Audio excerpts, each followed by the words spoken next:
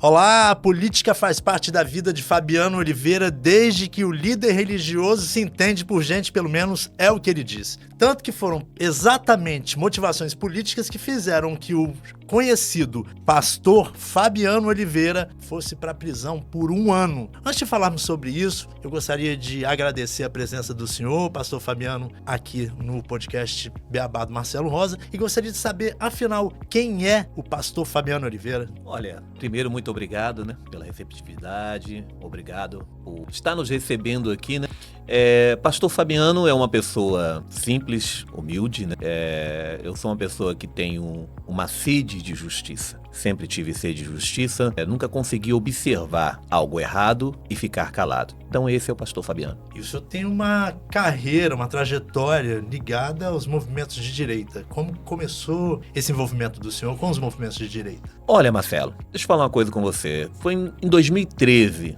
Um pouco antes de 2013, 2012, nós tivemos uma manifestação do transporte escolar do Estado do Espírito Santo. E nessa manifestação, nós acabamos tomando uma certa liderança, Nós convocamos a manifestação em todo o Brasil, em defesa e contra a padronização do transporte escolar. Eu, então, era presidente da UGTEB, que é a União Geral do Transporte Escolar Brasileiro, e fomos a Brasília, participamos ali na Câmara de algumas sessões, derrubamos 2 resoluções que prejudicavam o trabalhador do transporte brasileiro no Brasil, de forma geral, e acabamos sendo representantes daquilo que o povo entendia por certo. A partir dali, nós começamos a nos manifestar. E ali apareceu em 2013 aquela situação da ex-presidente Dilma. Foi ali que nós começamos a nossa primeira manifestação aqui no Estado do Espírito Santo, onde levamos quase 90 mil pessoas na Terceira Ponte se manifestando e pedindo o fora Dilma. A partir daí, o senhor não parou mais? A partir daí a gente deu uma acelerada, Porque o que nós entendemos? Nós entendemos que aquilo que é certo,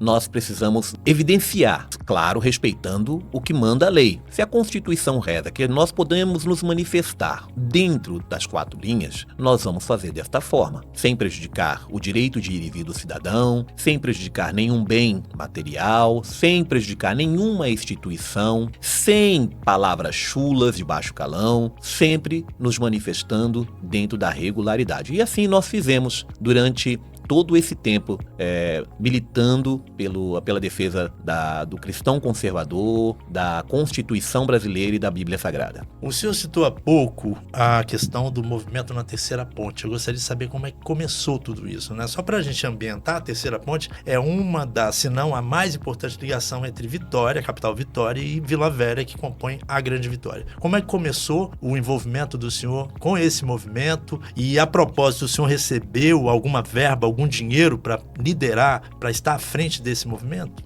Olha só, muito se fala sobre a Terceira Ponte e as manifestações. As manifestações começaram com alguns movimentos que foram criados ali, o extinto MBL, E nós acabamos participando daquelas manifestações ali em 2013, mas aí nós percebemos que estava tendo uma falta de gestão e direcionamento. Porque pessoas buscavam benfeitorias pessoais, buscavam benfeitorias financeiras, E nós entendíamos que não podia ser dessa forma. Então, começamos a nos manifestar, começamos a fazer uma direção e o povo começou a enxergar que a nossa manifestação era uma manifestação pura e democrática e de direita, porque nós, a nenhum momento, buscamos benefícios financeiros, nenhum momento buscamos o benefício político, porque nós não tínhamos e não temos apoio de político nenhum.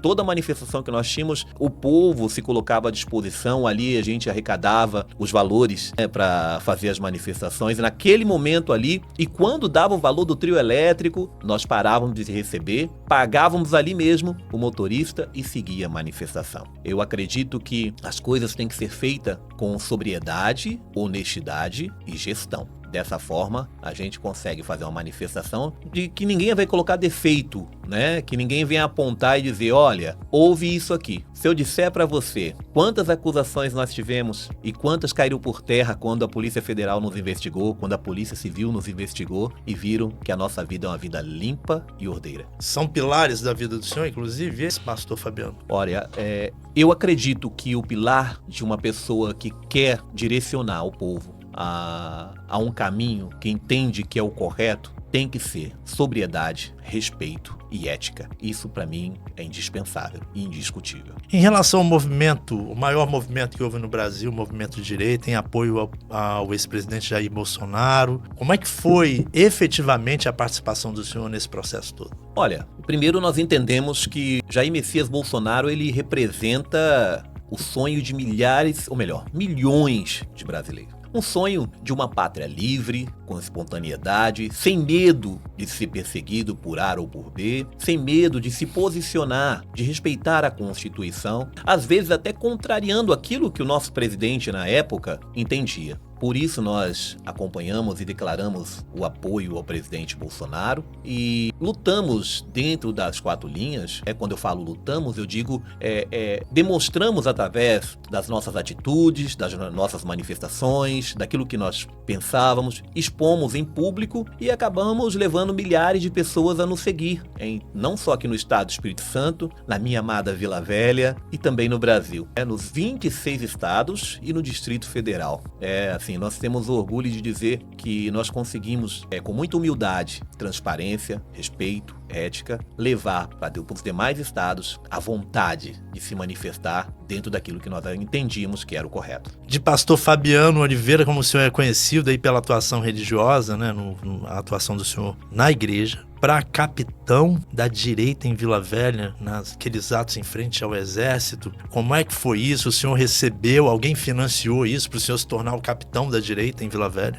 Essa é uma pergunta muito forte, até porque a esquerda usou muito esse termo, né, para dizer que nós éramos financiados, alguém bancava isso. Olha, essas pessoas não entendem o que é ter um coração, o que é ter coragem e o que é ter direção relacionada à Constituição e à Bíblia Sagrada. Tem uma coisa que não tem preço para mim, que é defender um cidadão que quer trabalhar, que quer chegar em casa, quer ter segurança, quer ter certeza que vai ter uma pátria livre, que sua família vai poder andar, que não vai ser parado de forma ríspida por alguém no meio da tarde num ponto de ônibus e levar o seu celular e tirar a vida do seu filho. Tem coisas que são inegociáveis. Passei ali quase 50 dias ali no Parque da Prainha. Não tive auxílio nem ajuda de nenhum político e muito menos pedir dinheiro para mim. E sabe o que eu acho mais interessante? Que essas acusações que foram feitas pelas pessoas de esquerdas ou pseudo-direitas caiu por terra quando a Polícia Federal me investigou. E na investigação não foi achado nada. Meu sigilo bancário foi quebrado, e-mails, foi tudo quebrado. Com a minha autorização. Eu pedi para que fizesse isso. Nada. Detalhe.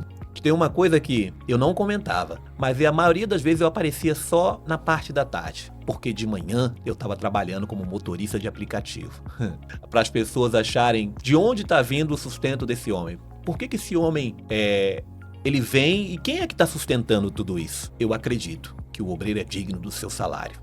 E eu era um obreiro. Eu estava fazendo porque eu amo a minha pátria. Eu amo o meu país. Eu amo defender aquelas pessoas que não conseguem ser direcionadas, que têm medo, precisam de uma liderança e fazer o certo. Não tem preço. Ninguém pode me comprar. Só quem pode nos parar é o Deus dos exércitos, o Rei dos Reis, o Senhor Jesus. A mesma Polícia Federal que investigou o senhor prendeu o senhor. Gostaria de saber como é que foi esse período, né? 1 ano na prisão. Como é que foi esses 365, eu tô arredondando aqui, 365 dias atrás das grades. Como é que foi esse período? Olha, primeiro foi o choque, né? Esses dias que eu fiquei na prainha, quando eu soube que eles estavam à minha procura, eu não fugi, né? A mídia corrompida, divulgou que eu estava foragido. Assim que eu soube, eu fiz um vídeo comunicando a todas as autoridades que eu me encontrava na prainha, que era só ir lá e me buscar. Mas aí a mídia divulgou que eu tinha fugido. Aqueles 3 dias que eu fiquei ali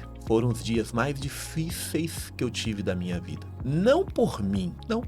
Eu olhava no semblante daquelas pessoas que ali estavam, crianças que me abraçavam, falavam: pastor, não desiste, luta, o senhor não está sozinho. Senhoras, homens, sabe, que vinham para nós e diziam que não vai ser em vão. E eu tinha medo não por mim, porque eu já tinha decidido, Senhor, eu já tinha orado e falado, Senhor, se for preciso, eu entrego ao Senhor a minha vida, para que esse povo tenha liberdade. E me gerava uma preocupação, me gerava uma dor, uma angústia muito forte. Cada momento, foram 3 dias que pareciam uma eternidade. E aí vieram perguntar para mim, pastor, por que isso? Eu disse, sim, eu defendo o presidente Bolsonaro, sim, eu defendo a Constituição e não abro mão do meu Cristo. Infelizmente, no dia 19 de dezembro de 2022, na madrugada, a polícia chegou lá, Polícia Federal, 10 viaturas para buscar um pai de família pelo crime que nem eles sabiam. A minha única preocupação naquele momento foi, por favor, não machuque as pessoas. Não tem por que bater em ninguém.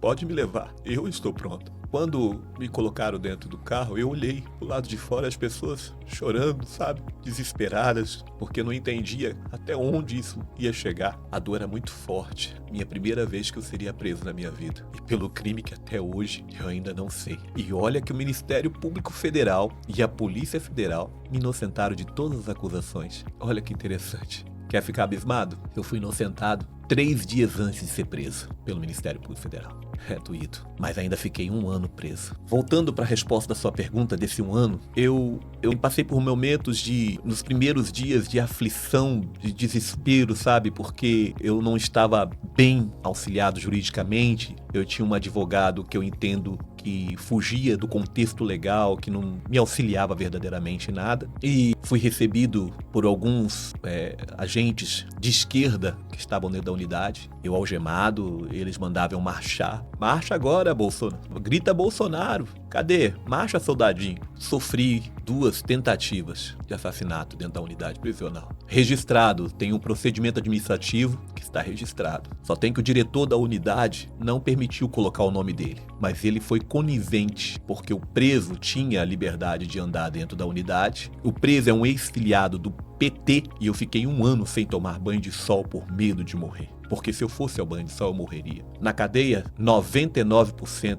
é Lula. Nas unidades prisionais do Espírito Santo, 95% dos funcionários é Lula. Eu quase morri pela enfermidade. Eu tenho asma. Teve uma certa vez, que era 1h pouco da manhã, acredito, que eu comecei a sentir a falta de respiração e eles não deixavam bombinha, nada entrar. E eu comecei a passar mal, muito mal. E aí os presos começaram a bater chapão, né? Pedindo socorro. E os agentes olhando, vendo eu quase morrendo e não faziam nada, e eu implorei pela morte. Eu falei, não sejam covardes, pelo menos venham aqui, dá um tiro na minha cabeça e me mata logo. Mas não façam isso não. E os presos começaram a gritar que isso sairia lá fora, que eles iam falar com os advogados dele. E como esse, eu passei por muitos momentos difíceis dentro da unidade prisional. Muitos. Perseguição de diretor de unidade, de agentes, funcionários do governo.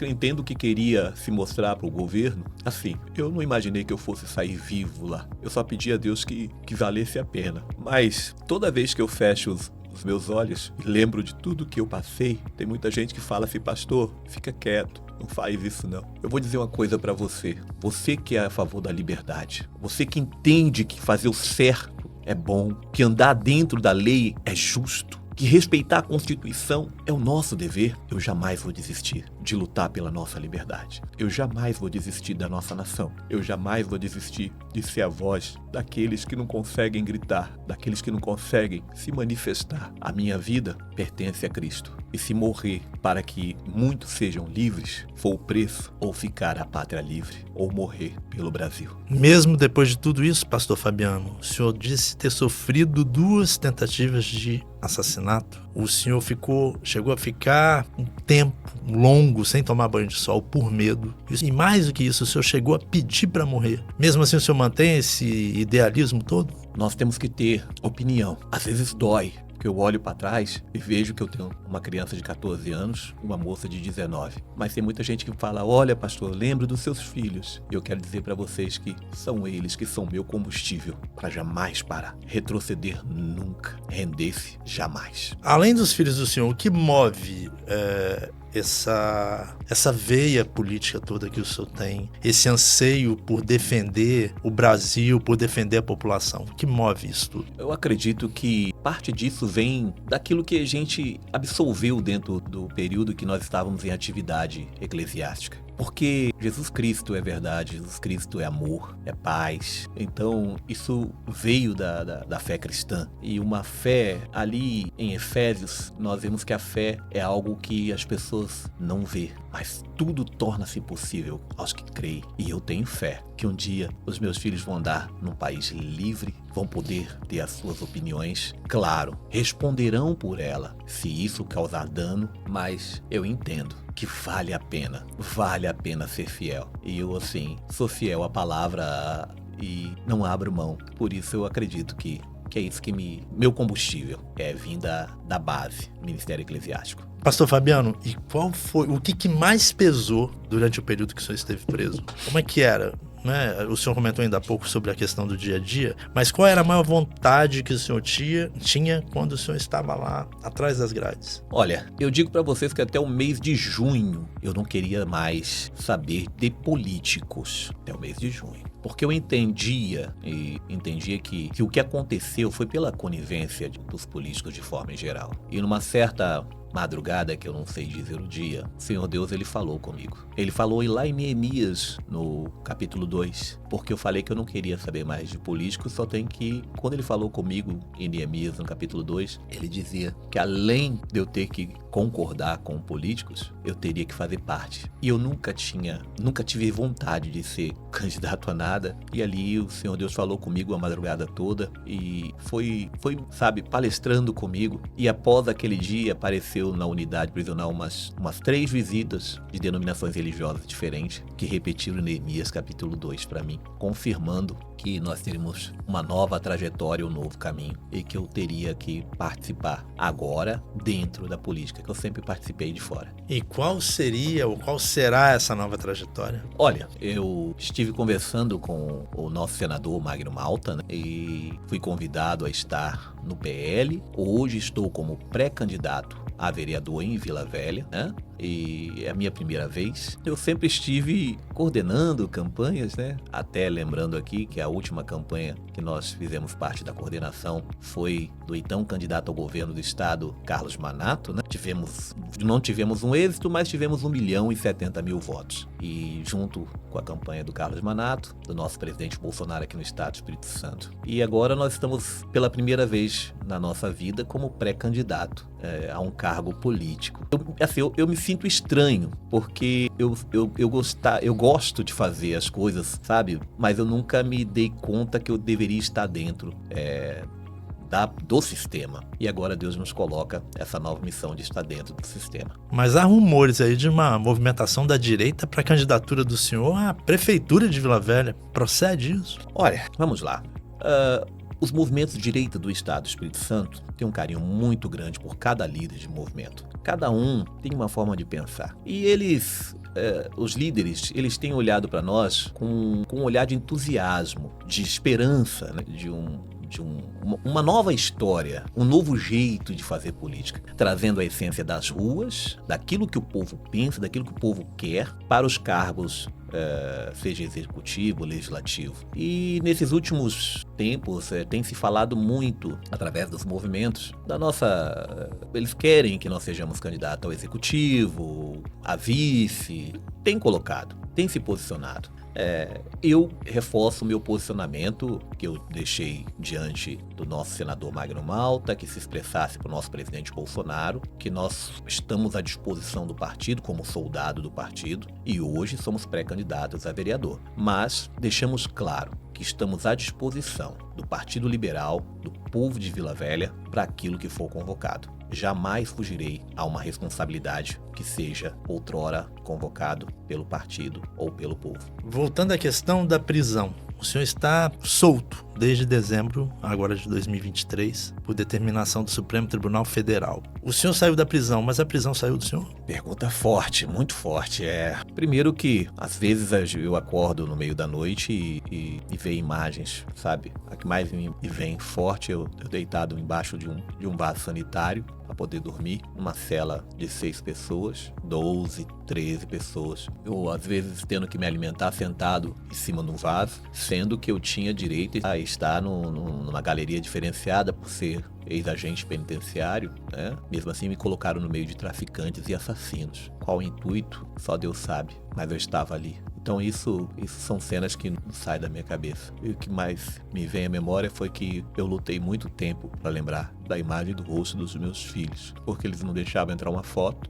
Para uma pessoa que ama os filhos, meus filhos sempre foram o meu combustível de continuar nessa luta. E eles sabiam que matando a minha essência, eu talvez me inspire ao suicídio. É difícil. Então isso, quantas vezes eu implorei. Eu lembro, preciso ver a foto pelo menos dos meus filhos. Isso me vem sempre à memória. E sem contar a tornozeleira que ainda está no meu pé, na minha perna. Então eu tô praticamente ainda, não tem como ainda sair de mim da prisão. Não tem como. Além da tornozeleira, há outros impedimentos também pro senhor? Olha, eu não posso sair sábado e domingo, então escola dominical não posso ir, culto à noite não posso ir. De segunda a sexta eu tenho que estar em casa antes das 8 horas da noite, então não posso participar de culto.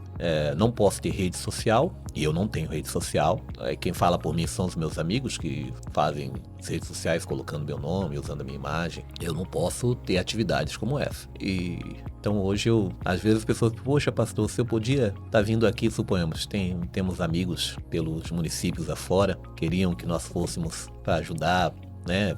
Pré-candidatos a prefeito, pré-candidatos a vereadores, declarando apoio, né, por ser cristão, conservador de direita. Infelizmente não podemos, devido à limitação que temos e o respeito àquilo que nos foi imputado pela justiça. Quem era o pastor Fabiano Oliveira até 19 de dezembro de 2022? Quem é o pastor Fabiano Oliveira hoje? Boa pergunta.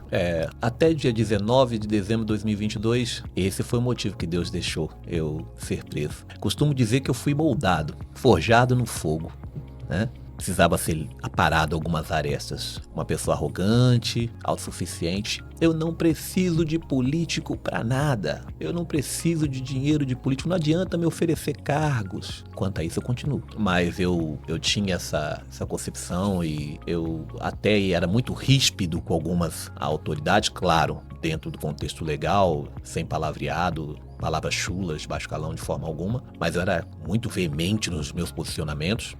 Claro, não espere que eu seja paz e amor, porque esse pastor Fabiano vocês não vão encontrar. Pode me chamar, se eu fosse um dos 12 discípulos hoje, me chamariam de Pedro. Então, eu acredito que a mudança, eu aprendi a ouvir mais, porque eu passei muito momento em silêncio. Aprendi que o meu passado tem que ser uma lição, e uma lição dolorida, porque a gente perde muita coisa importante que a gente podia ter lutado mais e mantido, e por falta de sabedoria, por falta de conhecimento, a gente perde. Hoje eu me encontro, eu entendo que eu estou maduro nessa nova parte da história da minha vida, e se Deus assim nos aprover, né, nós iremos apresentar aquilo que Deus preparou através desse momento duro que vivenciamos e ainda estamos vivendo, nesse processo que eu estou passando. Pode ter certeza que tem muita coisa que Deus nos deu condição e sabedoria para fazer. O senhor disse que até o episódio da prisão não tinha pretensão política. Ao mesmo tempo, o senhor acaba de confirmar aqui, no beabá do Marcelo Rosa, a pré-candidatura a vereador pela Câmara de Vila Velha. Correto. O senhor teme receber alguma crítica, tipo, de aproveitar dessa situação como oportunista para se promover agora no período eleitoral? Olha, primeiro que quem me conhece sabe que oportunidades nós tivemos várias vezes, essa não é uma oportunidade, vamos dizer, pastor, você vai ser candidato agora, nós tivemos oportunidade em outras vezes, e segundo as pessoas falavam, seu pastor, se o senhor deixa disputar, o senhor está eleito, a deputado, a vereador, sempre falavam que nós éramos candidato a alguma coisa, e nós nunca disputamos nada. O que aconteceu agora foi que consolidou com aquilo que eu vivenciei dentro da unidade prisional e com o convite feito. E eu sou um soldado. Enquanto nós tivermos um capitão, eu sigo. E eu fui convocado. E eu jamais vou fugir a uma luta. Eu fui convocado e o presidente Bolsonaro, ele tem dito: precisamos de pessoas que não tenham medo, que se coloquem à disposição com tudo que pode para defender a liberdade. E temos que entrar nas câmaras de vereadores, nas prefeituras, em tudo, participar. E uma vez que eu ouvi essa convocação, eu não me preocupo com que as pessoas vão se posicionar. Por quê? Se for olhar desta forma, o meu Senhor Jesus, ele nem teria vindo a essa terra. Quantas pessoas falavam mal e ainda falam até hoje, mas ele não deixou de ser Cristo por isso, não deixou de pregar a paz por isso, de pregar a salvação por isso. Então eu não vou me preocupar com isso. Agora pode ter certeza, eu estou pronto para qualquer coisa a qual for convocado, mesmo que seja para não disputar nada. Estou pronto e à disposição. Sou um soldado da Constituição brasileira. Pastor Fabiano Oliveira, a atual administração de Vila Velha vem sendo marcada por obras, principalmente de parques, não é? Áreas de lazer no município. Eu gostaria de saber a opinião do senhor em relação à atuação da atual administração Canela Verde. Olha, eu acredito que o bem público ele tem que ser avaliado com muito carinho e com respeito ao dinheiro público. Eu fico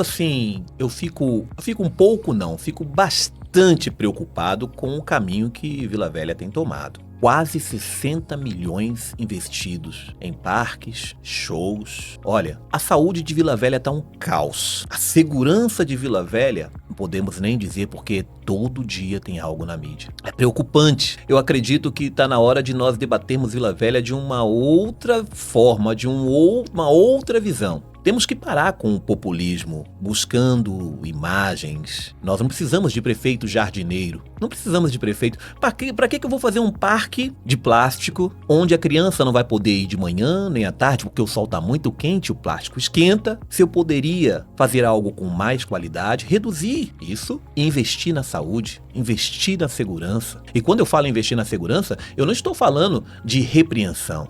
Eu estou falando de investir nos nossos guardas municipais, na formação dos nossos guardas municipais, nas condições dos nossos guardas municipais, dos funcionários da prefeitura municipal. Olha, quantos efetivos hoje estão trabalhando à base de remédios, choros, lágrimas? Quantas unidades? O posto de saúde da Glória, até poucos dias, suspenderam o atendimento. Superlotou em Cobilândia. É difícil, né? Mas eu acredito que está na hora de nós mudarmos essa forma de gestão. Com todo respeito e carinho, nós temos que avaliar que caminhos estamos traçando. E Vila Velha merece muito mais. E o que o senhor tem a dizer em relação à mudança da sede física da Câmara Municipal de Vila Velha? Eu vou falar uma coisa para você. Eu vejo uma coisa assim repugnante, um desrespeito ao dinheiro público. O erário público foi algo indiscutivelmente chulo, foi muito baixo, porque nós temos que respeitar o trabalhador. E a população Canela Verde, ela não está no momento de jogar dinheiro pro alto. Se nós temos uma sede física, que é nossa, por que nós vamos sair dessa sede e vamos para outra pagar um aluguel, onde o cidadão não vai poder chegar com seu veículo, porque lá não tem estacionamento, onde o cidadão tem dificuldade em acessar as salas dos vereadores, porque o elevador é antigo e se encontra quebrado todos os dias, então o custo com manutenção está sendo altíssimo. Eu não entendo de onde saiu isso, eu só tenho certeza de uma coisa: nós temos que rever tudo isso, temos que parar de gerar gasto, tá na hora de fechar a torneira no município de Vila Velha. Uso de tornozeleira eletrônica, restrições aos finais de semana, não uso das redes sociais. São muitas restrições. Até quando o senhor vai ter que segui-las? Olha, nós tivemos, através do nosso jurídico, a informação que, através do Ministério Público Federal, nós fomos inocentados de todas as acusações, né? E a Polícia Federal também não achou nada que pudesse nos imputar qualquer crime, e agora estamos aguardando o manifestar de Sua Excelência, o juiz Alexandre de Moraes, referente à retirada da tornozeleira e todas as normas que a mim foram imputadas, né, a serem seguidas. E estamos aguardando esse manifestar do juiz. Pegando o gancho aí da frase que está aí na camisa do senhor, a camisa verde e amarela, para quem apenas nos escuta, nos ouve, retroceder? Nunca. O senhor faria tudo de novo? Uma coisa que eu costumo dizer: retroceder nunca, render-se jamais. Faria sim, se for para defender os meus filhos, a minha liberdade, a liberdade de todo cidadão brasileiro, em especial da minha amada Vila Velha. Com certeza, eu faria tudo de novo. No podcast Beabá do Marcelo Rosa não poderia faltar o pastor Fabiano Oliveira. E no Beabá do pastor Fabiano Oliveira, o que não pode faltar? Responsabilidade, compromisso, respeito e ética. Muito obrigado, pastor Fabiano Oliveira. Obrigado pela entrevista. Obrigado por falar aqui para o podcast Beabá do Marcelo Rosa. Prazer. Eu que agradeço, Marcelo. Muito obrigado a todos. Deus, pátria, família e liberdade. A você, muito obrigado. Curta, compartilhe, acompanhe o podcast Beabá do Marcelo Rosa. Um abraço e até o próximo.